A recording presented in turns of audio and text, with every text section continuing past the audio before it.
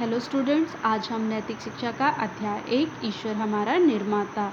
एक अंग्रेज व्यक्ति था। वह ईश्वर में बिल्कुल भी विश्वास नहीं करता था। वह कहता था ईश्वर कहीं नहीं होता, क्योंकि उसको हम ना तो देख सकते हैं और ना ही छू सकते हैं। एक दिन वह अरब देश में एक सराय में रुका हुआ था। वह सराय रेगिस्तान में बनी थी।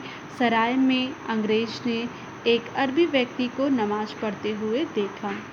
अंग्रेज व्यक्ति ईश्वर में बिल्कुल भी विश्वास नहीं करता था। उसका कहना था जिसको हम देख नहीं सकते, सुन नहीं सकते, छू नहीं सकते, वह ईश्वर कैसे हो सकता है।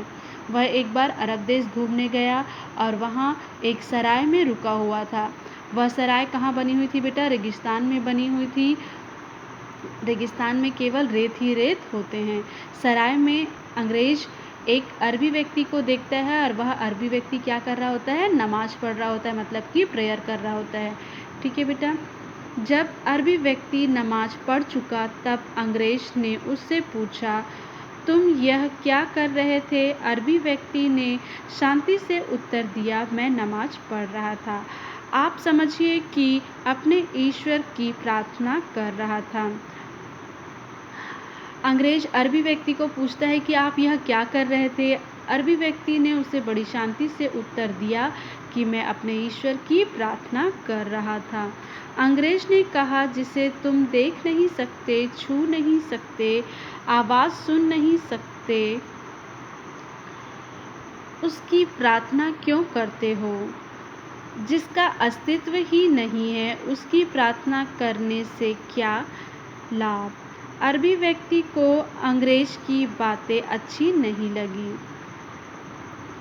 क्या नहीं लगी बेटा? उनको अच्छी नहीं लगी। अंग्रेज उसको बोलता है अरबी व्यक्ति को, जिसको आप सुन नहीं सकते, देख नहीं सकते, जिसकी आवाज़ नहीं आती है, आप वैसे ईश्वर की प्रार्थना करने से आपको क्या लाभ होगा?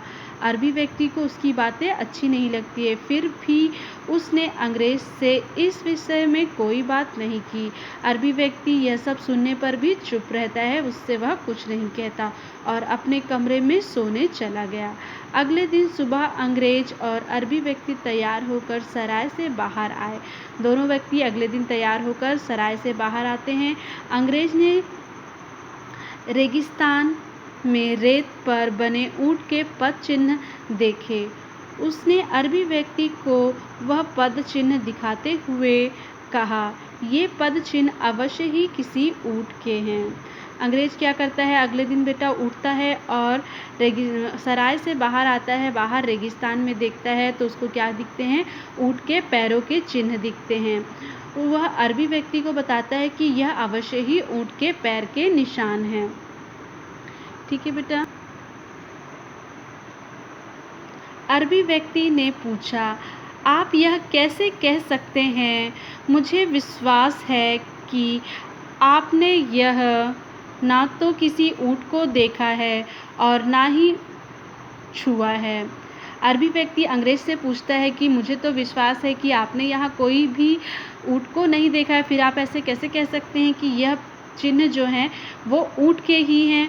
अंग्रेज ने कहा, रेत पर ऐसे चिन्ह ऊँट के ही होते हैं, अवश्य ही यह ऊँट के पद चिन्ह हैं। अंग्रेज उनको बोलता है अरबी व्यक्ति को, ऐसे चिन्ह तो रेगिस्तान में केवल ऊँट के ही होते हैं और यह ऊँट के ही पैर के निशान हैं।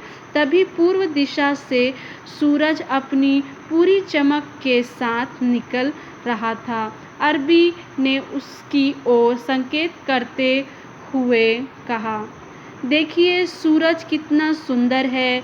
ये उसी भगवान का पद चिन्ह है जिसने इसे और हमें बनाया है। उसे हम सब अलग अलग नाम से पुकारते हैं। अंग्रेज क्या बोलता है? देखिए कि पूर्व दिशा से सूर्य निकल रहा है, उसकी तरफ देखिए। इसको किसने बनाया है? इतना सुंदर सूर्य ईश्वर ने बनाया है और हम सबको बनाने वाला भी कौन है? ईश्वर है। वह अलग अलग प्रकार से उसकी उपासना और प्रार्थना करते हैं। सभी लोग ईश्वर की प्रार्थना कैसे करते हैं? अलग अलग तरह से उसकी उपासना और प्रार्थना करते हैं।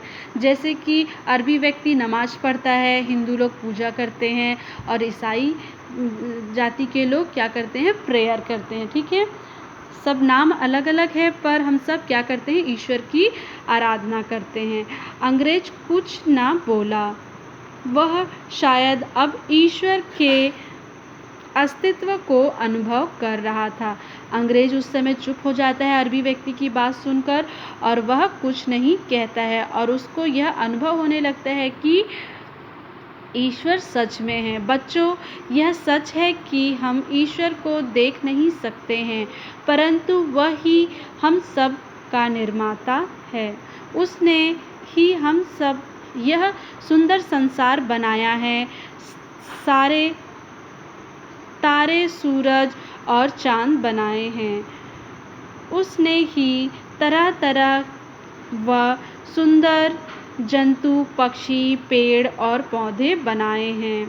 क्या बोलता है बच्चों, ईश्वर को हम सच में देख नहीं सकते हैं, परंतु वह हमारा निर्माता है और जितना भी संसार में सुंदर जीव जंतु, तारे, सूरज, चांद, सितारे हैं, यह सब किसने बनाया है, पेड़ पौधे, पक्षी, जीव जंतु, इन सब का निर्माता कौन है, ईश्वर है।